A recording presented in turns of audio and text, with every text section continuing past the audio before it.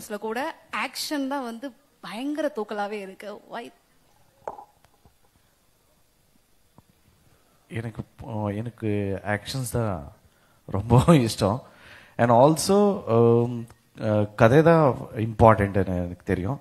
இந்த படத்துக்கு வந்து அவ்வளோ ஆக்ஷன்ஸ் இல்லை actually. I play very innocent character இந்த படத்தில். So I think